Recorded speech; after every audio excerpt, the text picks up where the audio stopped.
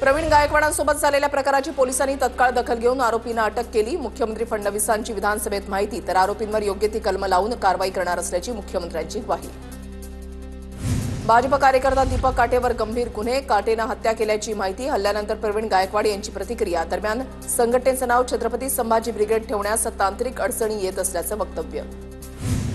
गाडीतून उतरल्यावर प्रवीण गायकवाडांवर शाईफेक करण्यात आली। 2 आरोपींना अटक न करता प्रतिबंधात्मक कारवाई, सोलापूर पोलिसांची माहिती। प्रवीण गायकवाडांवर हल्ला करणाऱ्या आरोपी दीपक काटेला सोलापूर पोलीस अधीक्षकांसमोर हजर केले जाणार। सूत्रांची माहिती, तर दीपक काटेवर लावलेली कलम जामीनपात्र असल्याची सूत्रांची माहिती। संभाजी ब्रिगेडच्या प्रवीण गायकवाडांना मारहाणीबाबत विधानसभेत चर्चा। प्रवीण गायकवाडांचा खून करण्याचा उद्देश होता, दोषींवर कडक कारवाई व्हावी, विजय वडेट्टीवारांची मागणी। दीपक काटे हा भाजपचा कार्यकर्ता, पण प्रवीण गायकवाड प्रकरणाचा भाजपशी काहीही संबंध नाही। दीपक काटेवर कारवाई झाली पाहिजे, भाजपचे माजी प्रदेशाध्यक्ष चंद्रशेखर बावनकुळेंचं स्पष्टीकरण। गुन्हेगारी पार्श्वभूमी असलेल्या आरोपींवर अजूनही कारवाई नाही, गायकवाडांना न्याय मिळेल अशी अपेक्षा। प्रवीण गायकवाडांवरील हल्ल्यावर खासदार सुप्रिया सुळेंची प्रतिक्रिया। प्रवीण गायकवाडांवरील कालचा हल्ला हा पूर्वनियोजित आणि पुरोगामी विचारांवर झालेला आहे। दीपक काटेची पार्श्वभूमी गुन्हेगारी प्रवृत्तीची आहे, काँग्रेसचे नेते विजय वडेट्टीवारांचा आरोप। पवार आणि अंधारेंना कावीळ झाली आहे, काहीही झालं तरी भाजपवर आरोप करतात। पवार आणि अंधारेंनी केलेल्या टीकेवरून परिणय फुकेंचा पलटवार, तर गायकवाडांना काळ फासणाऱ्यावर कारवाई होईल, परिणय फुकेंची माहिती।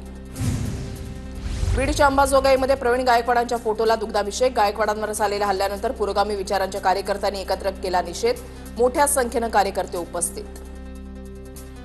गायकवाड यांच्यावरील हल्ल्याच्या निषेधार्थ मराठा समाजाची पुण्यामध्ये बैठक। बुटानं मारण्याची ताकद, संभाजी ब्रिगेडच्या बैठकीतून इशारा। संभाजी ब्रिगेड, मराठा क्रांती मोर्चाचे कार्यकर्ते, मराठा सेवा संघाचे पदाधिकारी बैठकीला उपस्थित।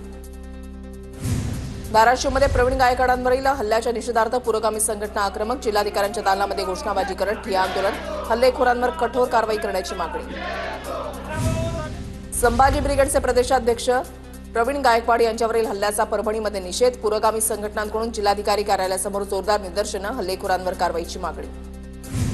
संभाजी ब्रिगेडचे प्रदेशाध्यक्ष प्रवीण गायकवाड यांच्यावरील हल्ल्याचा नांदेडमध्ये निषेध। मराठा संघटना आक्रमक, जिल्हाधिकारी कार्यालयासमोर निषेध, हल्लेखोरांवर कारवाईची मागणी। संभाजी ब्रिगेडचे प्रदेशाध्यक्ष प्रवीण गायकवाड यांना काळं फासल्याप्रकरणी मराठा समाज आक्रमक। आरोपीला सोडल्यास अक्कलकोट बंदची हाक देणार, मराठा क्रांती मोर्चाचे सोलापूर ग्रामीण पोलीस अधीक्षकांना निवेदन। छत्रपती संभाजीनगरमध्ये जनसुरक्षा विधेयकाच्या विरोधात आंबेडकरवादी संघटनांकडून निदर्शनं। हे विधेयक लोकशाहीची मूल्य पायदळी तुडवणारं असल्याची कार्यकर्त्यांची प्रतिक्रिया।